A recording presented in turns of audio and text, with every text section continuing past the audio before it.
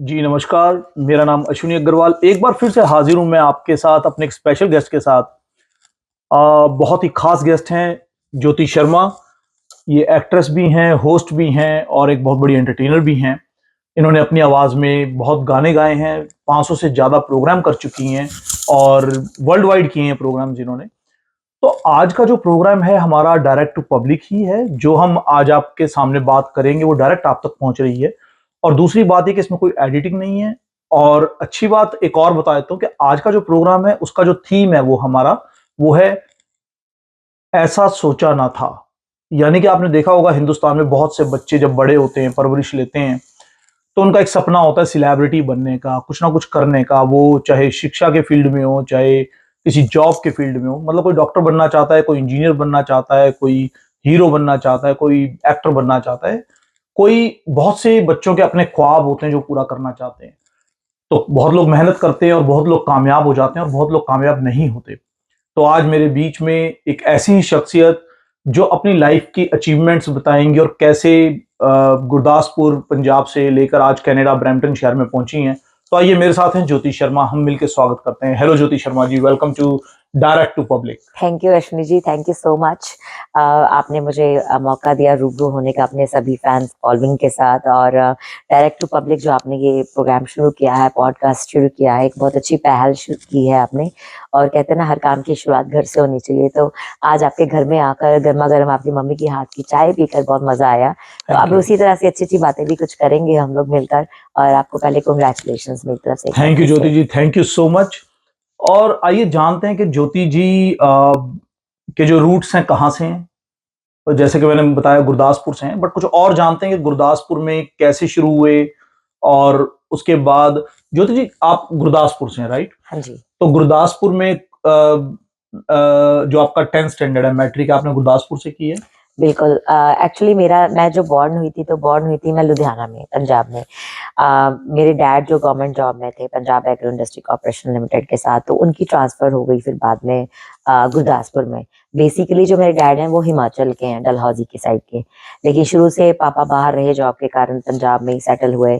हम लोग भी born and brought up Punjab में ही हुए, तो वहीं पे फिर गुरदासपुर में जब शिफ्ट हुए तो वहीं पे हम सेटल हो गए अपना घर लेकर। मेरी जो जितनी भी स्कूलिंग है वो मेरी सारी गुरदासपुर में हुई है। और उसके बाद जो मेरी कॉलेज की जो एजुकेशन है, ग्रेजुएशन है, वो मेरी जालंधर से हुई है, एचएमबी कॉलेज से। ज्योति जी जो आज आप हैं, आप सिंगर हैं, होस्ट हैं, एक्टर हैं। तो ये तो मुझे लगता है जब बच्चे हम स्कूल में होते हैं हम सभी सोचते हैं अमिताभ बच्चन को देख के या हेमा मालिनी को देख के या किसी भी पुराने स्टार को देख के कि हम भी या फिल्म पे होंगे, डिशुम करेंगे, ये करेंगे, हम एक्टर बनेंगे। तो आपके मन में ये विचार कब आया? ये शुरू से था या लेटर ऑन स्लोली कैरियर के तौर पे आपने इसको ऑप्ट किया? लाइक इसके बारे में कुछ बताएं कि ये जो लगन थी आपके अंदर सिंगर, होस्टिंग और एक्टिंग की, ये हाँ कहाँ से जी। शुरू हुई? बिल्कुल। मैं ये कहती हूँ कि कुछ चीज़ें तो इंसान सीखता है हालातों के साथ और दूसरों को देखकर सीखता है। लेकिन कुछ चीज़ें होती हैं वो इनबिल्ट होती हैं आपके अंदर। भगवान आपको वो गिफ्ट के तौर पे दे के भेजता है। गॉड गिफ्टेड कहते हो जैसे आप आपकी जिसको, है आवाज। ना? हाँ, बिल्कुल। तो मैं ये कहती हूँ कि मुझे भी भगवान ने ये हुनर शायद देकर भेजा था, जिसको मुझे सिर्फ़ पॉलिश करना था। उन्होंने बीज डाल दिया लेकिन उसका पौधा जो मुझे लगाना था। तो मेरी मॉम जो है वो बहुत अच्छा गाती थी। और ओके। जब भी जैसे आस-पास कोई शादियाँ, फंक्शन होने, उन्होंने हम्म। मेरी मॉम की स्पेशली वेट करना कि वो आएँ तभी हम सिंगिंग शुरू करेंगे, सो संगीत शुरू ये करेंगे। आवाज जो है आपकी मॉम से आप तक पहुंची है। बिल्कुल, कहीं न कहीं आप ये कह सकते हैं कि मेरी मॉम मेरे लिए रोल मॉडल है, इंस्पिरेशन है। तो मॉम के साथ मैं भी जाती थी, तो मॉम ने ट्रेडिशनल गाने गाने, गीत गाने सुरिंदर कौर के या और हम्म। पंजाबी गाने गाने, तो मैंने सुनना बैठ के, मैंने भी साथ में कोशिश करनी गाने की। तो ऐसे ही करके, और कहीं न कहीं वो चीज़ अंदर भी थी, क्योंकि कभी-कभी ये होता है कि बेशक आपकी मॉम-डैड उस प्रोफ़ेशन में हैं, पर आप अपने बच्चों को ज़बरदस्ती उस प्रोफ़ेशन में नहीं ला सकते, राइट? अगर ज़रूरी नहीं है कि आपकी मॉम सिंगर है, तो बच्चे भी आगे सिंगर ही बने। जब तक उनके अंदर ये इनबिल्ट नहीं होगी चीज़, भगवान ने वो डाली नहीं होगी वो चीज़। तो शायद कहीं न कहीं भगवान ने ये हुनर देकर भी भेजा था, जो मम्मी को देखकर वो और मैं एम्बिशियस हुई कि नहीं, मुझे करना है कुछ। और मेरा ऑलवेज़ ये ड्रीम होता था, जब मैं मूवीज़ भी देखती थी, मुझे होता था कि यार मुझे भी स्क्रीन पे आना है, मुझे मूवीज़ में जाना है, मुझे भी नाटक करने हैं, गाने गाने हैं, यू नो? ज्योति जी ये तो देखो, जो भी मेरे ख्याल से हमारे इंडिया में तो खास तौर से सभी बच्चे तो नहीं कहूंगा, हाँ और जी, फिर भी एक बहुत बड़ी रेशियो है बच्चों की जो टीवी पे देख के यही सोचते हैं कि हम भी टीवी पे आएंगे, बिल्कुल, है ना? बिल्कुल। लेकिन कैसे आएंगे, उसका रूट पैथ क्या रहेगा, या कैसे उस तक पहुंचना है, हाँ, हाँ। वो लर्निंग कैसे मिली और कहाँ से मिली फिर आपको? देखिए मुझे लगता है कि हमारी ना हर एज के साथ आपका भी ऐसे हुआ होगा, हर एज के साथ कभी-कभी हमारे ड्रीम भी चेंज हो जाते हैं। जैसे मैं कभी-कभी सोचती थी मुझे एक्ट्रेस बनना है, कभी-कभी मैं जब एयर होस्टेस को देखती थी, तो वो मुझे बहुत अट्रैक्ट करती थी। मुझे लगता था हम्म। मुझे एयर होस्टेस बनना है, मैं एयर होस्टेस बनूँगी, है ना?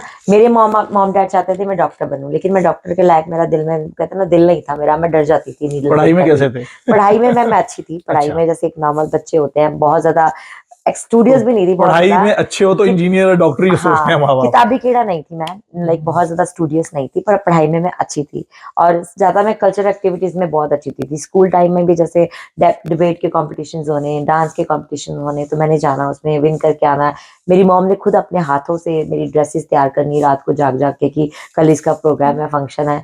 तो कहीं न कहीं वो एक एनकरेजमेंट थी पेरेंट्स की मॉम की तरफ से, बट उस टाइम प्लेटफ़ॉर्म इतने ज़्यादा नहीं होते थे और पेरेंट्स के माइंड भी इतने ब्रॉड नहीं थे इस प्रोफ़ेशन को लेकर। वो सोचते थे ये ऑब्वियस है, प्रोफ़ेशन मेरे बच ख्याल से जो हमारा अपना जो शहर का कल्चर होता है या हाँ जहाँ से जी, भी हम बिलोंग करते हैं, उस कल्चर के अकॉर्डिंगली पेरेंट्स थोड़े इनसिक्योर होते हैं बिल्कुल, या सिक्योर होते हैं। बिल्कुल, उस पे डिपेंड करता है कि उस शहर में कल्चर कैसा है, एक बेटा या बेटी को कितनी देर हम बाहर भेज सकते हैं घर से या और किस समय उन्हें घर आना चाहिए। बिल्कुल और उस टाइम इस प्रोफ़ेशन को ना इतनी अच्छी नज़र से नहीं देखा जाता था, सिंगिंग को या डांसिंग को या एक्टिंग को।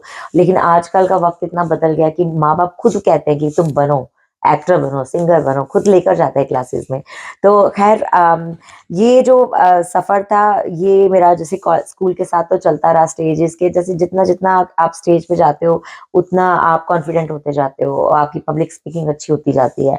तो कहीं न कहीं जो इसकी शुरुआत है मेरे स्कूल से ही हो चुकी थी और मैं डे बाय डे पॉलिश होती गई और उसके बाद जब ग्रेजुएशन के लिए मैं एचएमवी कॉलेज में गई तो मैं 11th में थी जब मैं एचएमवी कॉलेज चली गई थी तो वहाँ पर मैं हॉस्टल में ही रही हूँ 5 साल ग्रेजुएशन वहीं पे की है मैंने हिंदी में और म्यूजिक वोकल में। तो वहाँ पर भी मैं कल्चरल एक्टिविटीज़ में एक्टिव होती थी हमेशा, youth festival, inter university competition, nationals competition तो पूरा-पूरा साल जैसे हम इन्हीं चीज़ों में लगे रहते थे तैयारी करने और एंड के 3 महीनों में हमें नोट्स मिल जाते थे कि अभी पढ़ लो, पढ़ने का टाइम है। सो ये तो डे बाय डे पॉलिश होती गई चीज़ें। जो ये टाइम था यहाँ पे, एक तो मॉम आपकी सपोर्ट में आ गई क्योंकि मॉम खुद सिंगिंग करते थे, हाँ जी, उनकी उनसे आवाज आपको विरासत में मिली और इसी आवाज के साथ आपने अपने स्कूल में, कॉलेज में काफी प्रोग्राम्स किए, हाँ जी, आपने थिएटर भी किया काफी बिल्कुल, और आप इसी फील्ड में शिक्षा भी लेते रहे, आपने सीखना भी शुरू किया इस फील्ड में। हाँ जी, तो ये तो हो गया आपका बेस। बिल्कुल, तो उसके बाद एक इश्यू आता है कि शादी होती है। हाँ जी। तो क्या शादी आपकी लव मैरिज थी, अरेंज मैरिज थी? क्या शादी से पहले बात हुई थी कि आप इसके बाद कुछ कर पाओगे या नहीं कर पाओगे? बिल्कुल, शादी जो थी मेरी वो अरेंज मैरिज थी। मेरी मौसी जी के रिश्तेदारों में था, उन्होंने करवाया लेकिन मेरे को एक मेरा ड्रीम था, मेरा एक विज़न था कि मैं बहुत बड़ी स्टार बनूँ, एक्ट्रेस बनूँ, मैं थिएटर में जाके अगर यूनिवर्सिटी में पढ़ाई करूँ। मैं मेरा जल्दी शादी कराने की तरफ कोई ख़्याल नहीं था, लेकिन मॉम-डैड को था कि एटलीस्ट बीएड करा दें इसको। तो लेकिन मेरा ख़्याल था कि मैंने पंजाबी यूनिवर्सिटी जाके करना है। तो हॉस्टल में जैसे मेरी ग्रेजुएशन पूरी हुई तो मेरे डैड कहते बीएड के लिए उन्होंने कहा नहीं तू एडमिशन ले जम्मू में। लेकिन मेरा मन था अब कहे कौन? क्योंकि उस टाइम में क्या है कि लड़कियाँ जो है ना इतनी ज़्यादा हम लोग बोल्ड नहीं होते थे, जो पेरेंट्स ने कहा उसी के हिसाब से हम चलते थे, नहीं, लड़के भी नहीं होते थे, है ना? पेरेंट्स के आगे थोड़ा-सा उतने बेशक ही थे। मन में हमारे बहुत सारे हाँ। ख्याल चल रहे होते थे कि हमें ये करना है, हम कह नहीं पाते थे उनको, ना ही हम लोग वो स्टबर्न हो पाते थे कि नहीं हमें करना ही करना है।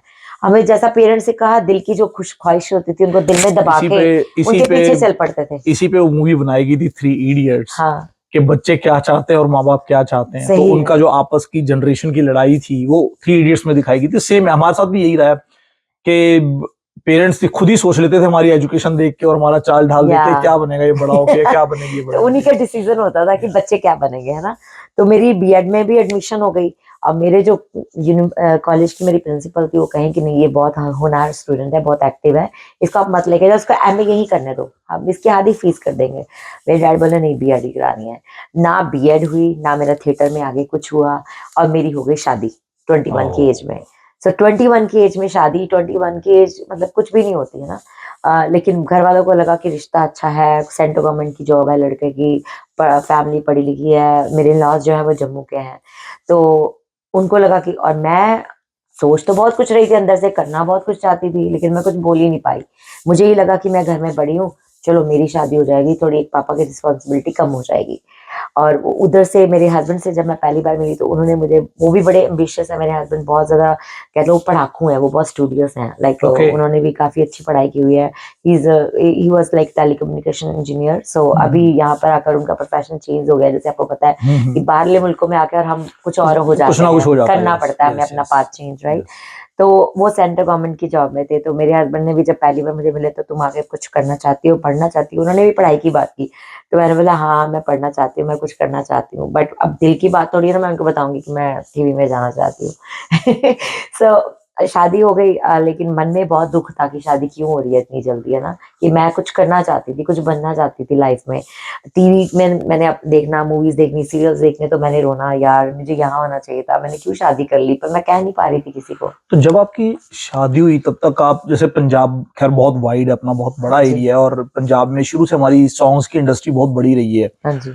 तो क्या तब तक आपने किसी रेडियो शो पे, किसी टीवी प्रोड्यूसर डायरेक्टर वगैरह को अप्रोच किया कभी, या तब तक आप घर तक ही एक गर्ल, अपने पापा की बिल्कुल, बिटिया ही थे? मैं पापा की बिटिया ही थी, बस ये है कि कॉलेज टाइम में जैसे इंटर यूनिवर्सिटी नेशनल्स में हम जाने का मौका मिला, तो हम्म कंठलेर हम इकट्ठे गए थे नेशनल में। हम्म कंठलेर जो कि अभी बड़े बहुत बड़े सिंगर हैं, अमरिंदर गिल, वो भी हम्म हमारे साथ गए थे, हम इकट्ठे गए थे यूनिवर्सिटी को रिप्रेजेंट करने नेशनल्स के लिए। तो उनकी भंगड़े की टीम थी, हमारी थिएटर की स्किट की थी।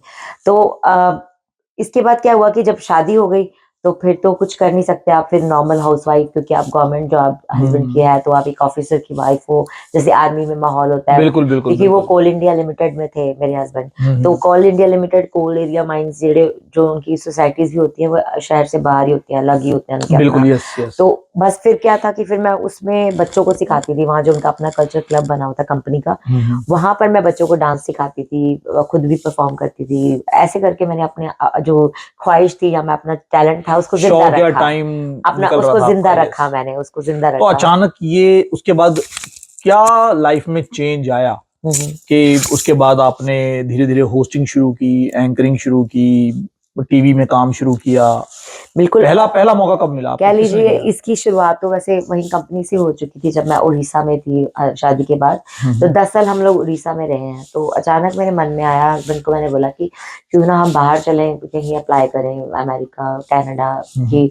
यहाँ पर क्योंकि कोल माइंस में क्या है, बच्चे भी जो पढ़ने के लिए हमें भेजने पड़ते थे, लोग भेजते थे हायर स्टडीज के लिए, उनको बाहर कलकत्ता या बिल्कुल, दिल्ली दूर मुंबई जाना भेजना पड़ता है, पड़ता था। Yes yes. तो हमने कहा कि बच्चों को कल को हमें बाहर ही भेजना पड़ेगा, और हमारी मेरी खुद की ग्रोथ नहीं कुछ भी है, मैं एक हाउस वाइफ बन के रह गई हूँ यहाँ पर, क्योंकि वहाँ एरिया रूरल एरिया था, आप तो बाहर ये जा भी नहीं लड़ाइयाँ होती थी सकते। या ये आम आपस में सलाह मशवरा होता नहीं, था? आपस में ऐसे जनरल बात होती थी। ओके। तो मैंने बोला मैं भी कुछ करना चाहती हूँ, तो वो बोले कि हाँ करो। मेरे हस्बैंड को था कि मैं पढ़ाई के फील्ड में कुछ करूँ, लेकिन मेरा फील्ड कुछ और था, एंटरटेनमेंट था। मेरा विजन कुछ और था, है ना।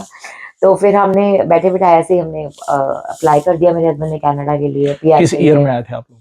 हम लोग 2007 में आए थे। हाँ, 2007। तो लेकिन हमारा 7 साल डिले हो गया था ओके। बिकॉज ऑफ ये जो अमेरिका में 2011 में वो हुआ था ना, यस यस, सॉरी। वो जो बिल्डिंग के ऊपर अटैक हाँ, किया था हाँ ओसामा जी, बिन लादेन ने। या उसके कारण फिर हमारा ना 7 इयर्स का हमारा डिले हो गया था।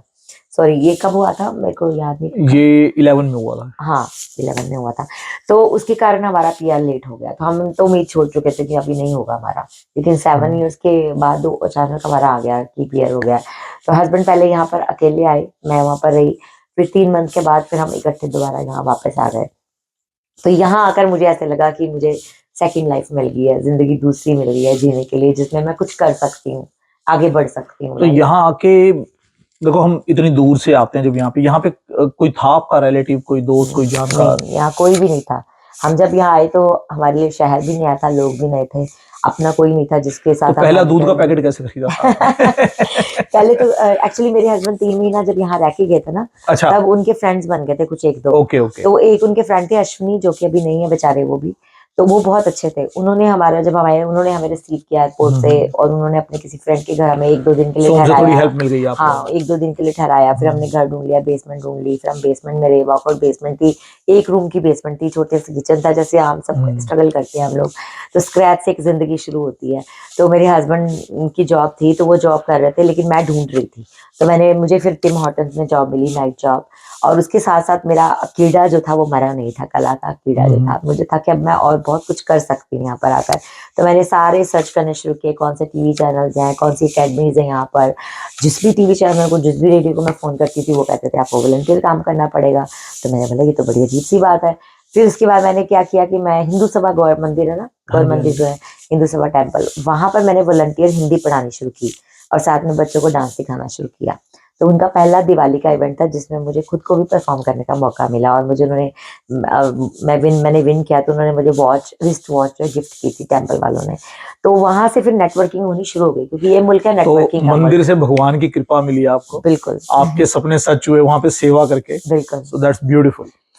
तो ये वो देश है जी, अपॉर्चुनिटीज़ का देश है, जो कई बार हम रुके होते हैं, अपने शौक पूरे नहीं कर पाते, तो जब हम अपने उससे कंफर्ट लेवल से बाहर निकलते हैं और एक दूसरे देश में आते हैं, जहाँ पर हमें बहुत मेहनत करनी पड़ती है, ऑब्वियस है पैसे कमाने के लिए भी, बिल्कुल, घर चलाने के लिए भी और अपने आप को सेट करने के लिए भी, जो पूरी ज़िंदगी हमने लाइक 20-25 साल, 30 साल इंडिया में लगाने के बाद यहाँ पर आके दोबारा शुरुआत करना ज़िंदगी की, बहुत मुश्किल है। तो ज्योति जी, सबसे पहला जो ब्रेक मिला आपको यहाँ पर, हाँ जी। लाइक एज़ अ होस्ट मिला, सिंगर मिला या एक्ट्रेस मिला, किसने दिया? हू वाज़ द फर्स्ट वन? बिल्कुल प्रोफ़ेशन के साथ एक्चुअली प्रोफ़ेशन तो था ही, चलो टिम हॉर्टन की नाइट जॉब करती थी मैं और वीकेंड्स पे जैसे मैं नचदी जवानी भंगड़ा अकेडमी में गिद्दा सिखाती थी, उनके साथ भी जुड़कर मुझे परफ़ॉर्म करने का काफ़ी जगह मौका मिला और धीरे-धीरे फिर लोकल सिंगर्स के साथ मैं कनेक्ट हुई।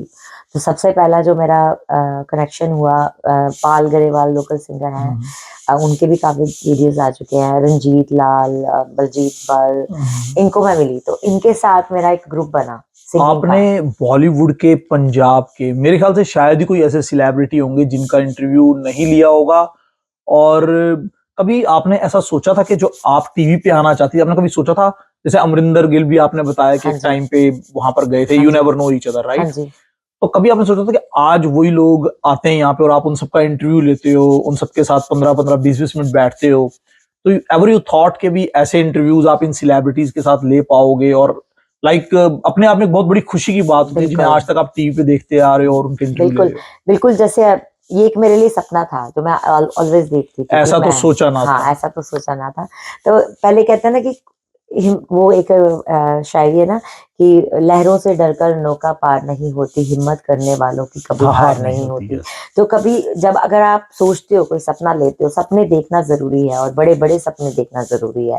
लेकिन उन सपनों को सिर्फ़ देखना ही नहीं है, उसके लिए आप कम्फ़र्ट ज़ोन से बाहर निकल के कोशिश भी करनी पड़ती है। जैसे मैंने फाइंड आउट किया, एक्सप्लोर किया, मैं क्या कर सकती हूँ, मैंने लोकल सिंगर्स के साथ जुड़ी, उनके साथ अखाड़े लगाए, ऐसे-ऐसे पंजाबी सॉन्ग्स गाए जो मैं कभी गा उसके नहीं अंदर सकती थी, सबसे राइट? इंपॉर्टेंट चीज जो है, ये सब ढूंढना करने के अलावा अपने घर वालों को मनाना बिल्कुल, और उनको साथ कि लेके चलना, उनको साथ लेके चलना, रिस्पॉन्सिबिलिटीज़ निभाते हुए। उनकी हाँ करवा लेना, उनके साथ मिलके चलना, उनका ट्रस्ट जीतना उस चीज के लिए। या आई थिंक एक बीइंग अ वुमन ये बहुत मुश्किल है बहुत और मुश्किल है। यही सबसे बड़ी विजय होती है कि जब घर वाले आपका साथ दें, तो शायद आपके लिए आसान हो जाता है बाहर जाके काम करना और अपने किसी भी आर्ट को दिखाना या किसी या भी हुनर को दिखाना, और इससे ऑब्वियस है ट्रस्ट से हिम्मत आती है बिल्कुल, है ना? बिल्कुल और सबसे पहली अचीवमेंट मेरी थी कनाडा में 2011 में हुआ था यहाँ पर रागा मॉडल्स हम्म। कॉम्पिटिशन जिसमें कौशिक घोष आए थे इंडिया से, बॉलीवुड कोरियोग्राफर है। उन्होंने कोरियोग्राफ कराया था हमारा 1 हफ्ते की वर्कशॉप और उसमें मैंने विन किया था उस पेजेंट को। जबकि मैं बहुत ज़्यादा चबी थी, मुझे कॉन्फिडेंस बिल्कुल भी नहीं था कि मैं विन कर पाऊँगी। मुझे लगा इतनी मोटी हूँ, बाकी सब इतनी दुबली-पतली हैं, इतनी अच्छी-अच्छी हैं, मैं तो कहाँ कर पाऊँगी। लेकिन कहते हैं ना ऑलवेज़ कॉन्फिडेंस की जीत होती है। अगर आप कॉन्फिडेंटली किसी चीज़ को प्रेज़ेंट करते ऑब्वियस है हैं, क्योंकि उसमें सिर्फ यू एक नो चीज आपकी उसमें बहुत सारी कैटेगरीज होती हैं, हाँ जी, so you have to cross all that categories या और उसके बाद ही विनर अनाउंस होता है। तो बिल्कुल। सो आप उन 20 सब कैटेगरीज में फिट थी, इसीलिए आज आप उसको बिल्कुल, जीत पाई बिल्कुल। उस टाइम पर। सो वो 2011 में मैं मिसेस साउथ एशिया कनाडा 2011 का मैंने विन किया था पेजेंट जिससे मेरा कॉन्फिडेंस और बढ़ा और धीरे-धीरे जॉब भी मेरी चेंज हुई, फिर मैं वेयर हाउस की जॉब में भी चली गई। बीच में हमारी चोरी भी हो गई, घर से सारा सामान चोरी हो गया। बच्चों को मैं लेने गई थी स्कूल से, तो उसके कारण हम बहुत डर गए थे थोड़ी देर के लिए। लेकिन फिर भी हमने हिम्मत नहीं हारी, अपना हमने फ्लैट फिर बाय किया, वेयर हाउस की जॉब मैंने की, फिर इंडिगो बुक्स एंड म्यूजिक का वेयर हाउस है, वहाँ स्विच कर लिया मैंने जॉब, टिम हॉर्टन से वहाँ कर लिया। और उसके साथ साथ मेरे हस्बैंड बोलने लगे कि अब तूने सारी उम्र ये जॉब थोड़ी करनी है, कि तू थोड़ा अपने आप को अपग्रेड कर। किसी ने उनको बोला कि डॉक्टर ऑफिस की जॉब बहुत अच्छी होती है, इनको एमओए का कोर्स करा दो। फिर मैंने मेडिकल ऑफिस असिस्टेंट का कोर्स किया, जो कि मेरी सुबह की क्लासेस होती थी 7 से लेकर दोपहर तक की, और आफ्टरनून मेरी शिफ्ट होती थी वेयर हाउस की, जो कि दोपहर से लेकर रात तक की जॉब होती थी। रात को वो जॉब करके मैं आती थी, तो मैं रात को पूरी रात बैठ के पढ़ती थी। लेकिन उसके साथ साथ मेरे वीकेंड्स के जो मेरी क्लासेस होती थी, वॉलंटियर वर्क होता था, और या मैं थिएटर भी करती थी, मैंने 2-3 प्लेस भी यहाँ खेले हैं, उनकी प्रैक्टिसेस भी होती थी। फिर बच्चों को भी देखना, घर की साफ सफाई, ग्रोसरी करना, गेस्ट का भी आ जाने, उनको भी अटेंड करना। खाना बनाना, लाइक शुरू के 4-5 साल तो ऐसे थे कि सो के भी नहीं देख पाती थी ये मैं। खाना आप बनाते पवन जी बनाते थे? क्योंकि अगर सुबह से रात तक ये मैं ही बनाती थी। एक औरत की, पता क्या, मैं ये कहती हूँ कि जब हमारा पैशन हमें अगर जिंदा रखना है ना, हमें कुछ बनना है, तो वो कॉम्प्रोमाइजेस, सैक्रिफाइसेस भी हमें खुद को ही करने पड़ेंगे, हम ज्योति जी दूसरे के ऊपर नहीं बिल्कुल, थोप सकते। बिल्कुल ठीक बात है। जब राइट। मैं भी कम्युनिटी वर्क करता हूँ जाकर हाँ। कहीं पे, आप भी रेगुलर कम्युनिटी में एक्टिव रहते हो, हाँ जी। कई बार मुझे लोग मिलते हैं जो कहते हैं Ashwini ji we don't have time, हम्म। दिन 24 घंटे का टाइम होता है, निकालना पड़ता है। 25वां घंटा कहाँ से लाएं? हम्म।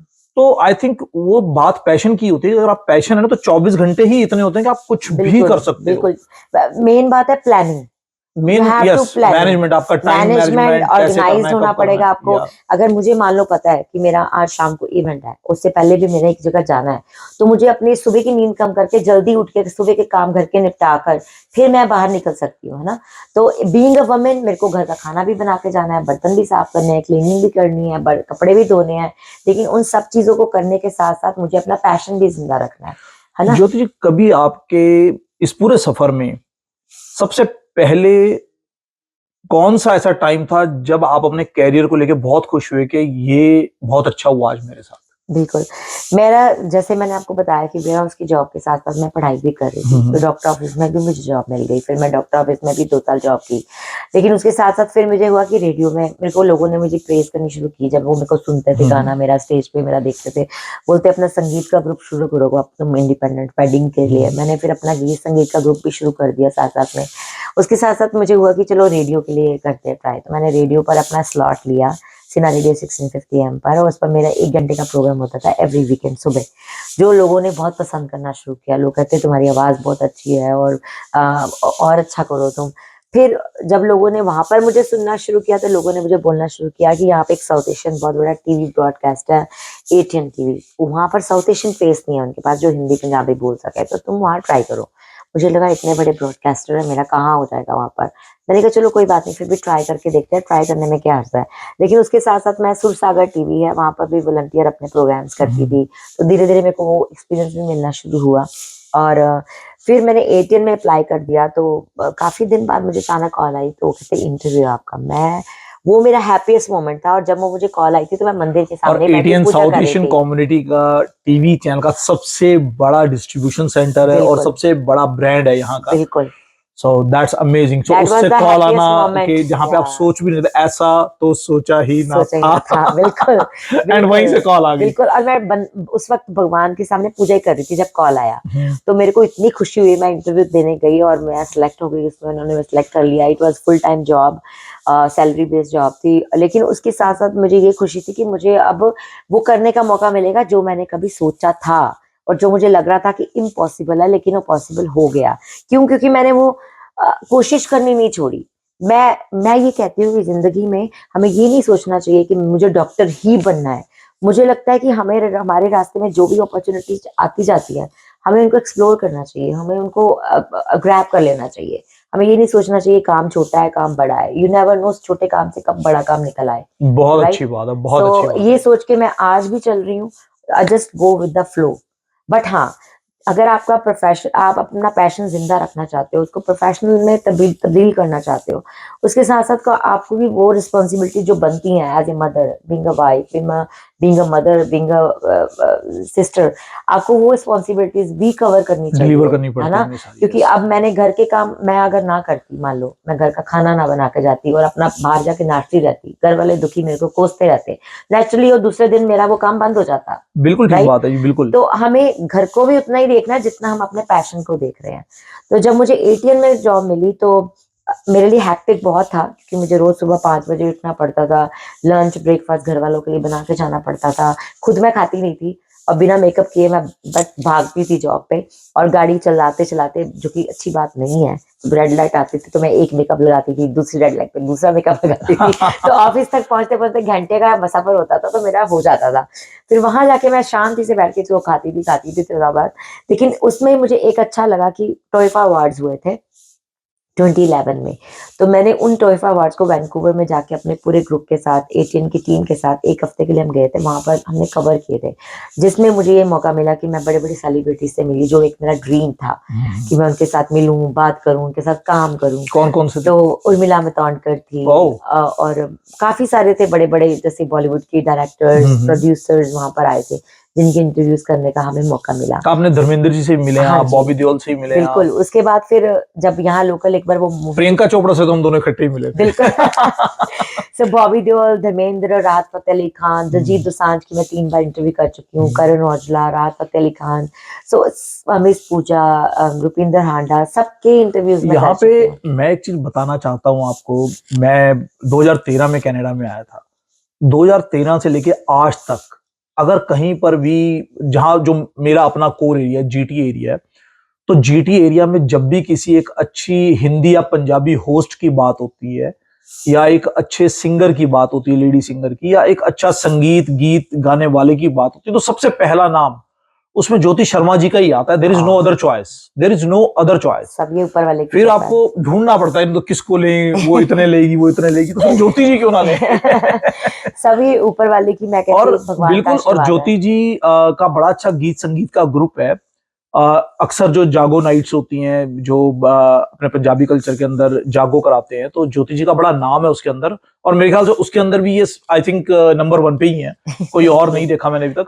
तो कभी भी आप इनको उसके नाम के लिए जरूर कॉल करें। इनका नंबर है 647-898-7769। मैं रिपीट कर देता हूँ, 647-898-7769।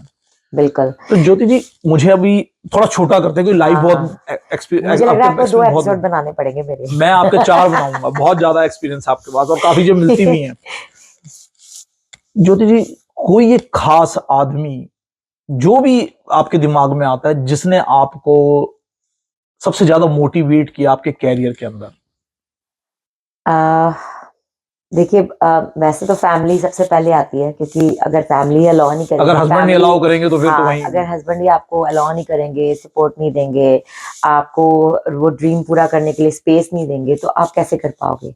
जब आप घर से बाहर कदम ही नहीं रख पाओगे, तो आप कैसे अपने ड्रीम्स को परस्यू कर सो पाओगे? आपके पीछे पहली कामयाबी तो आपके पति की है, या मेरे नो डाउट। हस्बैंड, मेरे इन-लॉज कई बार नहीं पसंद करते, वो मना इन करते लॉज हैं। यहीं पे हैं कनाडा में आपके नहीं, साथ? वो इंडिया में है, लेकिन अभी यहाँ आ गए हैं, मेरी मदर इन लॉ, मेरे ब्रदर इन लॉ की तो फैमिली। पर सबसे बड़ी जो तो सपोर्ट रही वो आपके हस्बैंड की आपको रही, क्योंकि बिल्कुल, वो ठीक है पढ़ाई की तरफ लेके जाना चाहते थे आपको, परंतु उन्होंने आपकी जो बातें थी, जैसे आप उनकी बात मान के पढ़ाई भी या की, अपग्रेड करने की और कोशिश उसके किया, बाद ऐसे ही उन्होंने आपको भी बिल्कुल, सपोर्ट किया, और कई इवेंट्स वो भी आपके साथ करते हैं, मैंने देखा है। बिल्कुल, यस, क्योंकि बिल्कुल, हम जब नए आए थे तो मैंने कुछ इवेंट्स किए जिसके अंदर वो आपसे कंधे से कंधा मिला के वो बिल्कुल। वैलेंटाइन के इवेंट, हाँ दिवाली के जी, इवेंट वो इकट्ठे करते रहे एवरी हैं। ईयर हम लोग इवेंट ऑर्गेनाइज करते हैं, न्यू ईयर का, सो तीनों आई का थिंक मेला। जो हस्बैंड वाइफ का रिलेशन होता है, वो रिलेशन रियल यही है कि आप दोनों का जो ट्रस्ट है हाँ जी, वो कायम रहना चाहिए, और एक दूसरे को जो भी लगता है दूसरे में अच्छाई है उसको हमें प्रमोट करने की, उसे हिम्मत देनी चाहिए, उसे हौसला अफजाई करनी चाहिए, उससे वो काम करने का मौका देना चाहिए।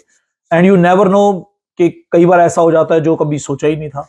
बिल्कुल। और मैं ये कहती हूँ कि हम लोग अगर चाहें तो हम हर कुछ कर सकते हैं। जैसे मैंने डॉक्टर ऑफिस में भी जॉब की, उसकी पढ़ाई भी की, मैंने मॉर्गेज का लाइसेंस भी लिया मेरे हस्बैंड के कहने कभी पे। सोचा था टीम ऑर्डर में काम करेंगे आप? नहीं, कभी भी मैंने कभी सोचा ही नहीं था, टीम आपके होटल में, father where district house manager थे, में बिल्कुल भी अगर नहीं। वो हो और उन्हें पता हो कि टीम हमने तो ऑर्डर कभी में खाना तक नहीं बनाया था, सफाई नहीं की थी, लेकिन या अब यहाँ पर आकर हम हर काम कर रहे हैं, मल्टीटास्क कर रहे हैं हम लोग, राइट? सो ये जो मैं आज पब्लिकली ये बताना कि मैं टिम हॉर्टन में मैंने काम किया है, इसमें एक गर्व महसूस होता है। और एक बात और जबकि मैं हमारे पेरेंट्स कभी नहीं चाहते थे कि हम ये करें, बट आज मैं गर्व महसूस होता है क्योंकि ये इसमें हमने रियल काम किया, मेहनत की बिल्कुल है। बिल्कुल और कोई भी मेहनत करने वाला काम बुरा नहीं होता, वो बहुत रिस्पेक्टेड होता है बिल्कुल और हम सबको उसकी रिस्पेक्ट करनी चाहिए। बिल्कुल। और मैं ऑलवेज ये कहती हूँ कि मैं प्राउड से ये बात कहती हूँ, मैं मानना ले गल कहनी है कि I am self made person, क्योंकि मैंने कभी हिम्मत नहीं हारी। लोग मुझे कहते थे, ओ तू कैसे टाइम निकाल लेती है अपने लिए, फंक्शन भी कर रही है, कपड़े भी अच्छे पहन के बीइंग अ जा रही है, वुमेन घर का काम आपको, भी कर रही है। बीइंग अ वुमेन ठीक है, हस्बैंड ने तो आपको हाँ कर दी, बीइंग अ वुमेन सोसाइटी में जाना, चाहे वो कैनेडियन सोसाइटी है चाहे वो इंडियन सोसाइटी है, या बाहर निकलकर बहुत कुछ फेस करना पड़ता होगा बीइंग अ वुमेन। बिल्कुल। जब आप जाते हैं तो कई बार आपको, जरूरी नहीं है हर इंसान एक जैसा होता है, कईयों का एटीट्यूड आपको बहुत नेगेटिव मिलता है कई बारी, कुछ क्लाइंट्स का। मैं पर भगवान की आशीर्वाद रही है मेरे ऊपर कि मुझे कम्युनिटी का, मुझे लोगों का, मुझे फैंस का बहुत प्यार मिला है, बहुत रिस्पेक्ट मिली है। मैं शायद उसके लायक भी नहीं थी जितना मुझे भगवान ने दिया है। और मेरे जो ड्रीम्स देखे थे आज तक, मुझे भगवान ने 80-90% ड्रीम्स मेरे पूरे कर दिए हैं। कहते शिद्दत से अगर आप कोई चीज चाहो तो कुदरत भी आपको हेल्प करती है। तो मैं उस ऊपर वाले का शुक्राना करती हूँ, गुरु का, भगवान का, जिन्होंने मुझे इतना कुछ बख्शा है, अच्छी फैमिली, अच्छे फ्रेंड्स, अच्छे फैंस, अच्छी कम्युनिटी, अच्छे लोग, अच्छा मीडिया, जिन्होंने ऑलवेज मुझे प्रोत्साहित किया है, एनकरेज किया है, मोटिवेट किया है। और अभी उन भगवान के आशीर्वाद से मैं नॉर्थ अमेरिका वाइड प्रोग्राम्स कर रही हूँ, मैं ट्रैवल करती हूँ, होस्ट करती हूँ बड़े बड़े मेले, बड़े बड़े इवेंट, वेडिंग के इवेंट्स में मैं सिंगिंग करती हूँ। और इसी के चलते मैंने मूवीज भी की हैं, जो मेरा ड्रीम था, पंजाबी फिल्मों में मैंने काम किया, और वो घर में बैठे मुझे मिली है, मैं बाहर ढूंढने नहीं गई। तो मुझे घर बैठे वो अपॉर्चुनिटी मिली है। योगराज सिंह के साथ मैंने फिल्म में, 3 पंजाबी फिल्मों में काम किया है, बीएन शर्मा के साथ काम किया है, और आगे और करने की मैं चाहत रखती हूँ। लेकिन बात ये आ जाती है, जब आप फैमिली को छोड़कर कहीं दूसरी जगह चले जाए अपने पैशन को पूरा करने, कई बारी फैमिली आपसे दूर हो जाती है, जिसके चलते मैं अभी तक ये मैंने नहीं एक लिया है। लिमिट तक काम कर रहे हाँ, हैं। तो मैं ये सोचती हूँ कि अगर मेरी किस्मत में और काम करना लिखा होगा, बड़ा नाम मेरे को मिलना होगा, तो वो मेरे को कोई ना कोई अपॉर्चुनिटी हो सकता है यहीं पे क्रिएट कर दे ईश्वर, अगर वो मेरी किस्मत में होगा। लेकिन हाँ, मैंने कोशिश करनी नहीं छोड़ी, वो कोशिश मेरी आज भी जारी है, आगे भी जारी रहेगी। जितने भी मैंने आज तक सॉन्ग्स किए हैं, कुछ मेरे अपने कंपोज किए हैं, पंजाबी म्यूजिक वीडियोस, जो कि आप यूट्यूब पे जाकर देख सकते हैं। मूवी मेरी नेटफ्लिक्स पर भी है, कच्चे धागे, दुल्ला वैली।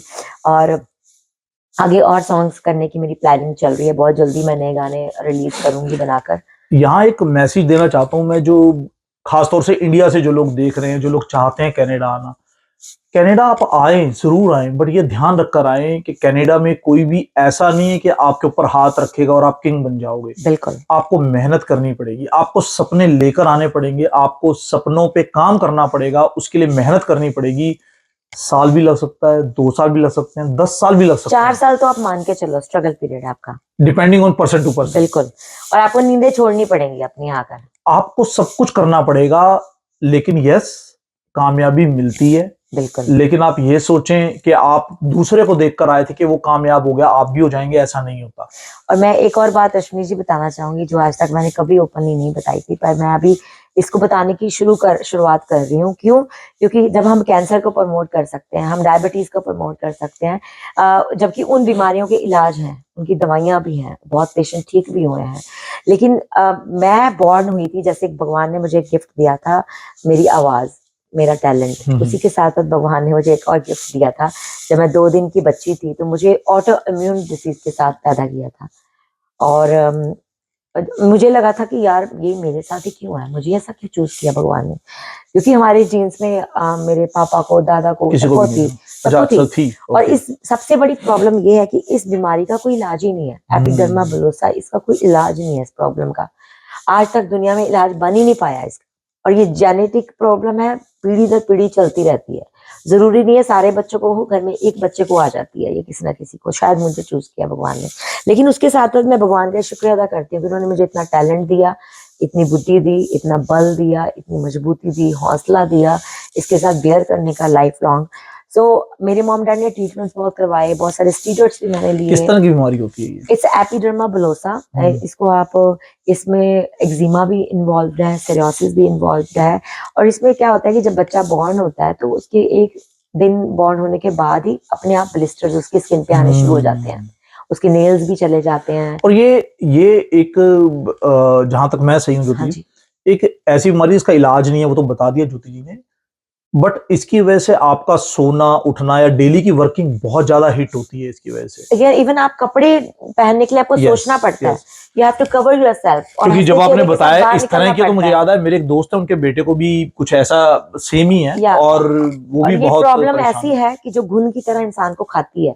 आपके अंदर पेन है, लेकिन वो हिडन पेन, अनसीन पेन है, वो कोई देख नहीं सकता, वो सिर्फ आप महसूस आप करते शेयर भी हैं। नहीं कर सकते आप किसी शेयर से, नहीं कर और सकते दिखा भी नहीं सकते। या लेकिन इसकी ना अवेयरनेस इंडिया में पहले कम थी। जब मैं यहाँ आई हूँ तो मैंने देखा कि यहाँ तो छोटे छोटे बेबीज के मुंह में हुए पड़े हैं, कानों में हुए पड़े हैं। जब मैं हॉस्पिटल गई सनी यहाँ तो बहुत कुछ दिखता है, सिक यहाँ किड्स में, बहुत कुछ दिखता है। तो ये प्रॉब्लम यहाँ पे भी बहुत है लोगों के पास, लेकिन इस बीमारी का आज तक इलाज नहीं हो पाया।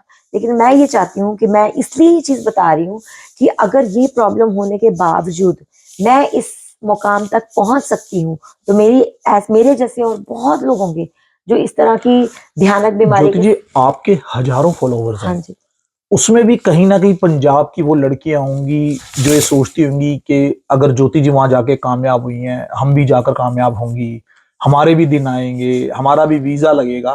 बच्चे हैं हाँ जी, जो अब जैसे होते हैं ना, छोटा छोटा पौधा, एक छोटा सा गुलाब की डोडी लगी, ऐसे बच्चे होते हैं हमारे छोटे छोटे, नई नई हाँ जी, 15 साल 16 साल 18 साल की हाँ लड़कियां जी, होती हैं, पंजाब में सोचना शुरू करती हैं या कि हमें कनाडा जाना है, हम्म। कनाडा की लाइफ है, वहां पैसा बहुत है, जीपें हैं लोगों के पास, बड़ी बड़ी गाड़ियां हैं लोगों के और पास। उसके पास पीछे स्ट्रगल है।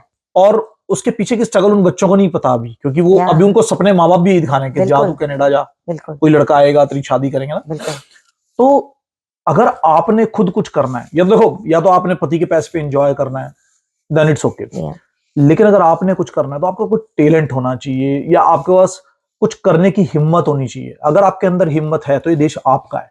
बिल्कुल, अगर आप यहाँ पर हिम्मत और हौसला रख के कुछ भी करोगे, ईमानदारी से कुछ भी करोगे, तो आप जीतोगे, आपको कोई नहीं हरा सकता। सब कुछ हमारे दिमाग के अंदर है और बिल्कुल। हमारी जो है सेल्फ मोटिवेशन भी होती है। जब मैं, ज्योति जी, नया आया यहाँ पे, तो मैं एक एम्प्लॉयर के गया, टिम हॉर्टन ही था। हाँ जी, तो उसकी एक बहुत बुजुर्ग ओनर थी, उसका नाम था एलिजाबेथ।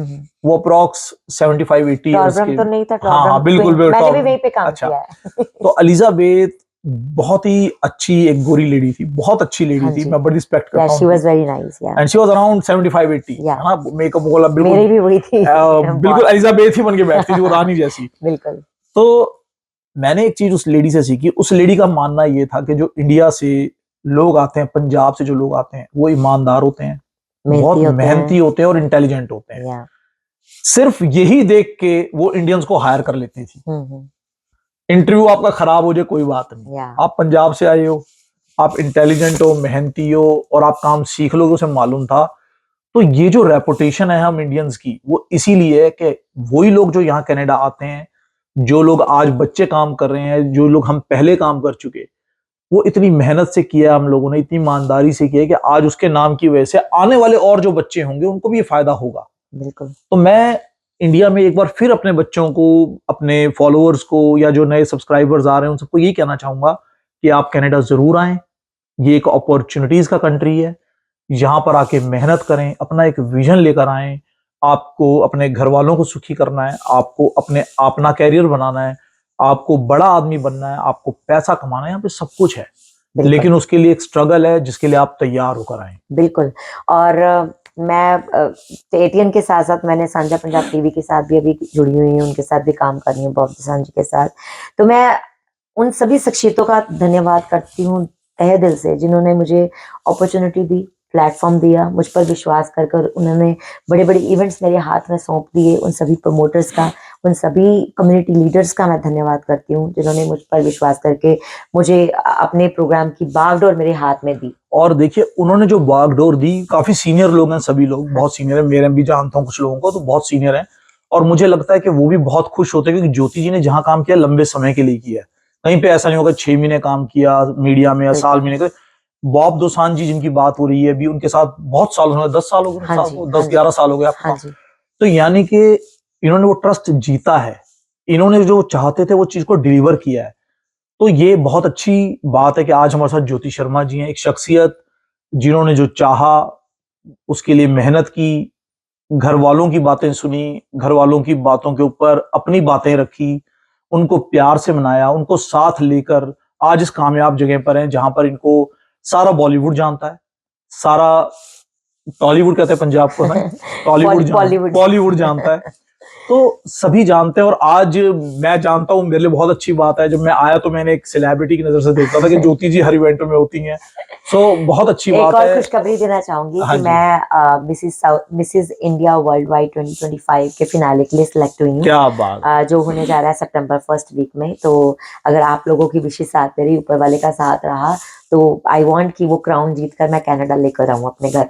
बहुत बहुत शुभकामनाएं ज्योति जी। और अगर आप भी ज्योति जी को सपोर्ट करना चाहते हैं तो ज्योति जी के पेज पे जाकर, जो कि फेसबुक पे पेज है, टिकटॉक पे ज्योति जी हैं, और ज्योति जी के और भी माध्यम है, आप उन्हें यूट्यूब पे रीच कर सकते हैं। तो बिल्कुल। आप जहां भी ज्योति जी को रीच करें, जाएं, उनके फॉलोअर बने, और जहां पर भी एम कंसल्टेंट यानी कि डायरेक्ट टू पब्लिक आपको दिखे तो आप हमारे भी सब्सक्राइबर बने, कि ऐसी हस्तियां हम लाते रहेंगे। और खास उद्देश्य मेरा ऐसी हस्तियों लाने को है कि आपको पता लगे जब आप कनाडा आएंगे तो यहाँ पे कैसे लोग हैं, वो कैसे कामयाब हुए, क्या क्या तकलीफें उन्होंने देखी, क्या क्या क्या पापड़ क्या बेले। मैनेज करना पड़ा उन्हें अपने आप को बिल्कुल। कुछ बनाने के लिए।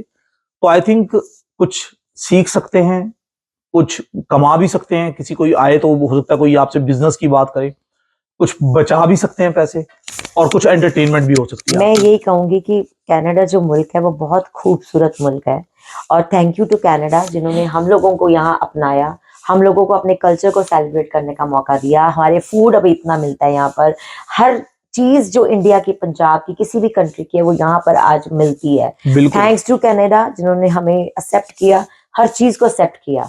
और हम लोगों ने भी आकर, हमारे जो पुराने लोग हैं बहुत मेहनत की है उन्होंने, और जो नए आने वाले लोग हैं या नए स्टूडेंट आने वाले हैं, नए कोई भी फैमिलीज आने वाली हैं, वो मेंटली ये प्रिपेयर होकर आए कि आपको यहाँ पर आकर छोटा काम, छोटे से छोटा काम भी करना पड़ेगा, नींदें गंवानी भी पड़ेंगी, मेहनत भी करनी पड़ेगी। ये नहीं कि जैसे जो कई बार ऐसे मैंने देखा है कि जो वेल सेटल लोग हैं, जैसे कोई भी कामयाब लोग हैं, जो नए लोग आते हैं ना, उनको ये एंजाइटी हो जाती है कि किसी तरह से हम इनकी लेवल पर पहुंच जाए शॉर्टकट करके।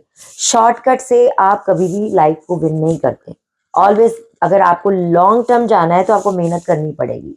बहुत अच्छी बात कही ज्योति जी। और मैं बार बार ये बात कहता हूँ, मतलब पब्लिकली भी कही है, पर्सनली भी लोगों से मैं कहता हूँ कि इस देश में जो हमारे बड़ों ने, यानी कि जो सबसे पहले आए थे इंडिया से कनाडा, चाहे पंजाब से आए थे, चाहे गुजरात से आए थे, किसी भी और राज्य से आए थे, जो लोग आकर जो मेहनत करते रहे, ये 100 साल, पिछले 100 सालों में जो मेहनत की है उन लोगों ने, उसका नतीजा है कि आज हमारे लिए और आसान हो गया यहाँ पे बिल्कुल। अपॉर्चुनिटीज को ग्रैब करना। क्योंकि जहां जहां ज्योति जी ने काम किया, सारे वो अपने ही पुराने लोग थे जिन्होंने मौका दिया। बिल्कुल। ऐसे ही जहां पर मैंने भी आज तक काम किया, अक्सर मेरे लोग थे, या फिर उन लोगों की छाप थी कि वो मेहनती हैं, वो इंटेलिजेंट हैं, और वो ईमानदार हैं। तो आप भी जब आए, हम भी चाहते हैं कि हमारी जो ये आज हम जो मेहनत कर रहे हैं, या जो हमारा समाज मेहनत कर रहा है, यहाँ पे इंडो कैनेडियन सोसाइटी मेहनत कर रही है, उसकी छाप का फायदा आप लोगों को भी हो, आप लोग भी यहाँ पर आके तरक्की करें, और एक दिन हमसे भी बड़ा बहुत अच्छा नाम कमाएं। तो इसी के साथ आज मैं अपना ये, ऐसा तो सोचा ना था शो जो थीम बेस्ड है, आज का यहीं समाप्त करता हूँ। और ज्योति से पूछना, ज्योति जी कोई और मैसेज देना चाहेंगे बिल्कुल या जी, कुछ मैं और बताना चाहेंगे? Thank you. पहले तो आपका शुक्रिया बहुत बहुत, आपने मौका दिया मुझे अपने प्लेटफॉर्म पर बात करने का। और मैं चाहती हूँ कि आपका ये प्रोग्राम दिन दुगनी रात चुगनी तरक्की करे और आपके फैन फॉलोइंग बढ़े। और दूसरी बात ये कहूँगी कि आप please do follow me on social medias, Instagram Jyoti Sharma official, YouTube, Facebook, TikTok, और आप मेरी वेबसाइट पर भी विजिट कर सकते हैं jyotisharmaartist.com पे। और अगर आपके घर में शादी है, आपको किसी तरह का फंक्शन है, रिसेप्शन है, बर्थडे है, कोई मेला है, I do travel also, you can book me, you can contact me 6478987769 पर। और या फिर आप अश्विनी जी से भी मेरा नंबर ले सकते हैं।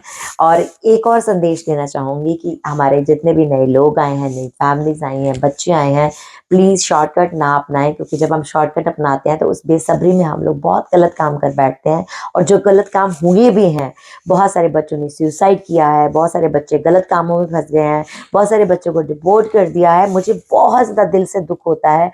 मैं सोचती हूँ कि उनके पेरेंट्स पर क्या बीतती होगी, जिन्होंने हज़ारों लाखों करोड़ों पैसे लगा के उनको यहाँ भेजा सपने पूरे करने के लिए। अगर आप सपनों के इस मुल्क में आए हैं तो मेहनत कीजिए उन सपनों को पूरा करने के लिए, शॉर्टकट ना अपनाएं। कुछ भी गलत करने से पहले एक बार अपने माँ बाप के बारे में ज़रूर सोचें। और बाकी मेरा मोटिव अपना सारा कुछ अपनी लाइफ के बारे में बताने का यही था कि अगर मैं कर सकती हूँ तो आप क्यों नहीं कर सकते।